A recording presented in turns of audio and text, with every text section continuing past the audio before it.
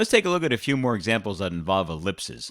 This one has a different looking equation. Back in the first video in this section, I had talked about completing the square in order to find the equation of a circle to find its center and radius. Well, essentially we're going to do the same thing here, except you notice that the numbers before the x squared and the y squared are not the same, and they're not 1.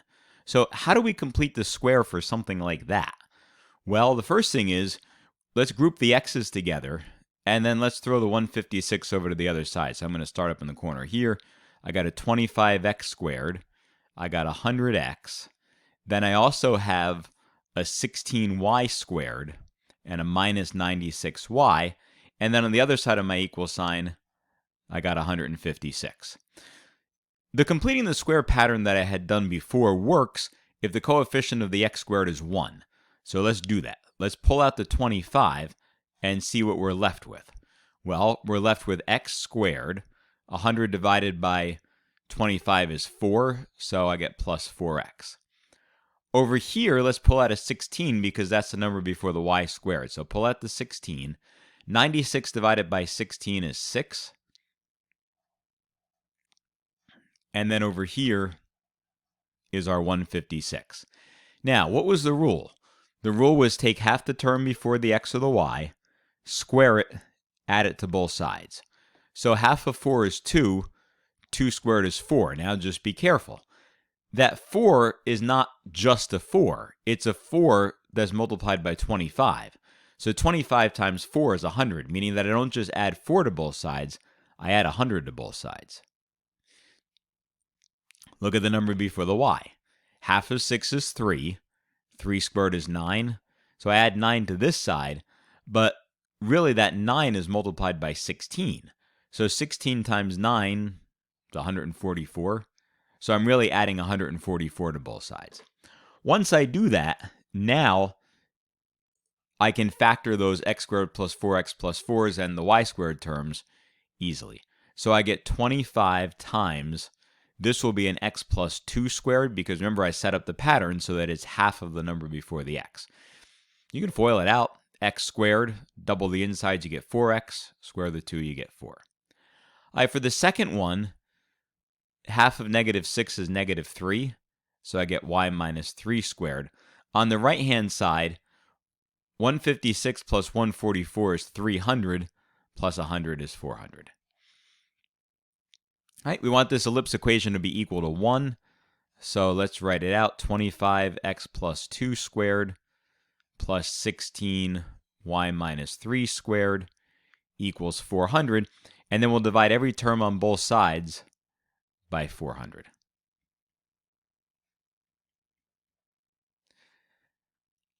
All right, that gives me a 16 down here. Knock a 16 out of top and bottom, and I get a 25. So the equation that I have is x plus 2 squared over 16 plus y minus 3 squared over 25 equals 1. Which now we're back to the point where we were at the beginning of the last lesson, where we already have the equation. Now we just have to identify center and radius. So for this ellipse, the center is going to be negative 2, positive 3, and the distances in the x and the y direction are given by the square root of the denominator. So where's negative 2, 3? Negative 2, 3, right there. Right, the x's have a 16 on the bottom. Square root of 16 is 4, so I go 1, 2, 3, 4 to the right. I go 1, 2, 3, 4 to the left. All right, now from the center, I go 5 up and 5 down, because the square root of 25 is 5. So from here, I go up 1, 2, 3, 4, 5, and I go down 1, 2, 3, 4, 5. All right, this is going to be an ellipse that's more circular than some of the other ones we've seen, right? The ones we saw at the beginning of the first video were really long. This one almost looks like a circle. Yeah, it's not quite. If it was a circle, these two numbers on the bottom would be identical, but they're not. They're close, though. Let's find an equation for, let's find some points for the focus. So c squared equals 25 minus 16. So 25 minus 16 is 9. So c equals 3. In this case, the foci are nice numbers. Start at the center. major axis is the vertical axis. So going up and down changes the y value. So the first focus is -2, 3 plus 3. The other focus is -2, 3 minus 3. And so those are my 2 points for my foci here. Let's plot those. If I go up 3 and I go down 3. Notice that these focus points are much closer to the center than the ones at the beginning were, and that's because the graph is much more like a circle than the original ones, right? The original ones were very long and stretched out. This one is not, right? The 25 and that 16 don't have that big of a difference between them. So here's an example of something that is an ellipse with the focus on top and bottom closer to the center. Right, and we did that by completing the square. So pull out that 25, pull out that 16, complete the square, and then rewrite it like an ellipse. Here, I'm going to go through this one only for the completing the square part, and then you can graph it on your own. I got the 4x squared and the 16x are sitting next to each other, right? That's one group. The 9y squared and the 54y are the next group, and that -61 is already on the other side. Notice common factor of 4. Better way to say it is that the number before the x squared is 4, so I'm going to pull that out. And gives me x squared minus 4x. Over here, I'm going to pull out a 9. 54 divided by 9 is 6. Right, half of -4 is 2. 2 squared is 4, so I add a 4 here. But I'm really adding a 16, right? 4 plus 4 is 16. So I got to add a 16 to both sides. And then half of 6 is 3. 3 squared is 9. But when I add this 9, I'm really adding 9 plus 9, which is 81. Half the number before the x is -2, so -2 squared. Half the number before the y is 3. All right, the number on the other side is going to be whatever 97 minus 61 is. Oh, it's 36. How nice. All right, so we divide everything through by 36, and we've been getting whole numbers on everything, but it's completely possible that you could get numbers that are not nice whole numbers, right? So I'll get x minus 2 squared over 9, y plus 3 squared over 4 equals 1, right? If the number on the other side of the equal sign in this case was like 31, then yeah, you're going to end up with 31st on the bottom and fractions and all that, but for now, we'll just keep the numbers whole. All right, how about this one? Find the standard form of an equation for ellipse. I tell you where the 2 foci are. I tell you what the vertices are. Start with a picture. Okay. Now, I told you the vertices were -6, 0 and 6, 0. By telling you the vertices, I'm also telling you the major axis, because the vertices are at the ends of the major axis. And so the x-axis then must be the major axis. I also said the foci are -2, 0 and 2, 0. So we know our center has to be 0, 0. Why? Look at the 2 foci. The center is in the middle of the 2 foci. So in the middle of -2, 0 and +2, 0 is 0, 0. When I go to set up my equation, it's going to look like this. X squared over a squared plus y squared over b squared equals 1. Well, I already know what goes under the x, right? Because if this is the center, it's 6 units from the center to the vertex. So 6 squared is 36. So I get x squared over 36. The y squared stays as y squared. The 1 stays as 1. What I'm missing is I'm missing that b, because I don't know how tall this ellipse is. Well, there's one piece of information I really haven't used yet, and that is the information about the foci. And so the foci say that c squared equals the difference between the square numbers on the bottom, so let's call this b. So c squared is going to be 36 minus b squared. Do I know what c squared is? Well, sure I do. It's the difference between 0 and 2. So that c value is 2, which means c squared must be 4.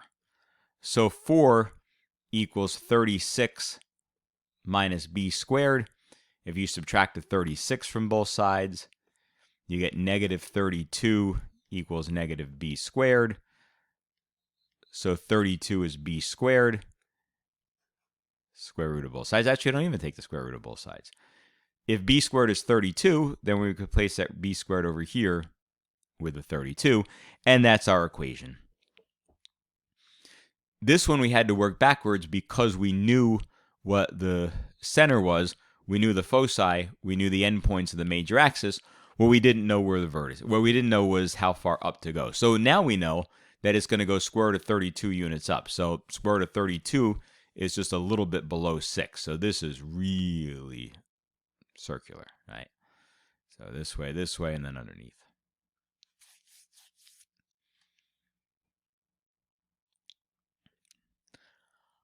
All right, this one's another one. Find the equation of the ellipse and the foci. So the major axis is vertical, right? So it goes this way. That's the major axis. Major axis length is 10. So is 20 rather. So from the center up is 10. From the center down is 10. It says minor axis has a length of 10. So that means it splits it from the center 5 and 5.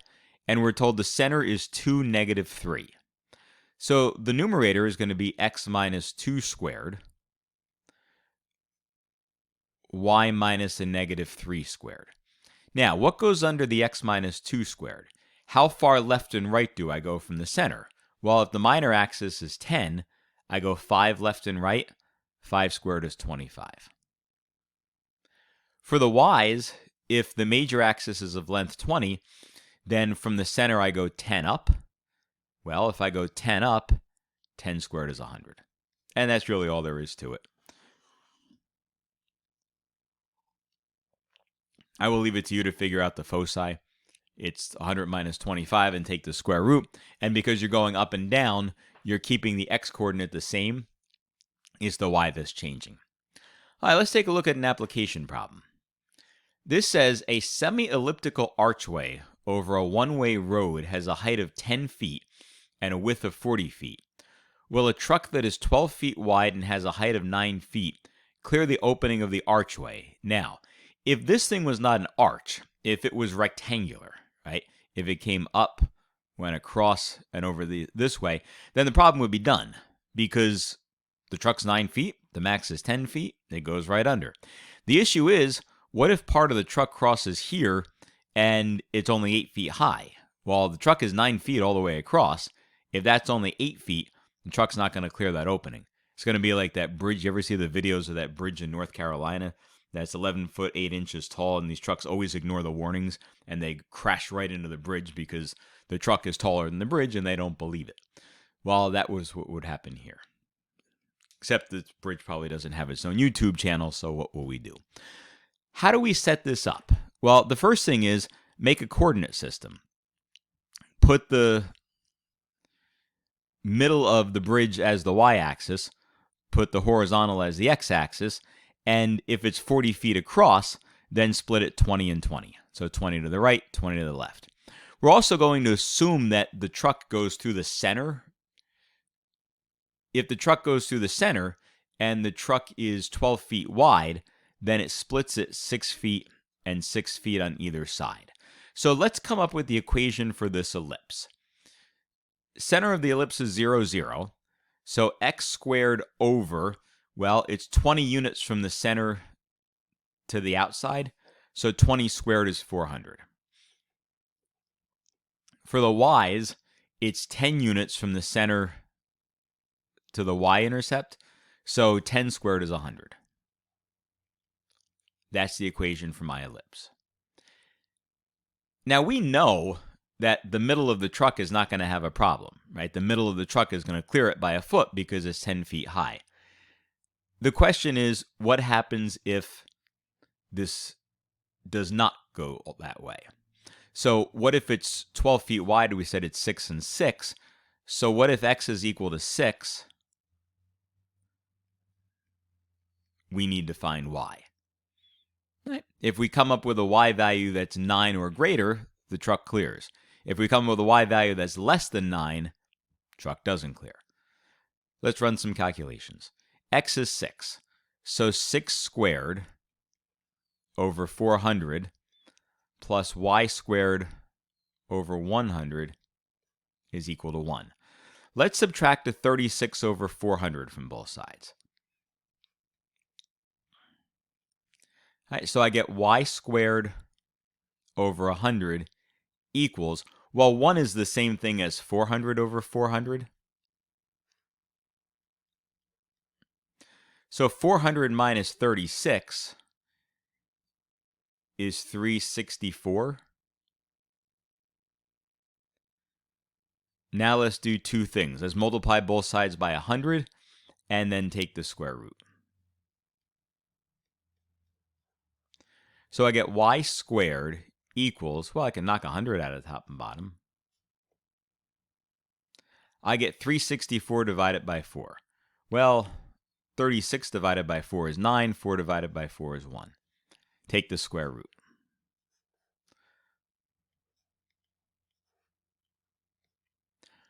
Well, 9 is equal to the square root of 81.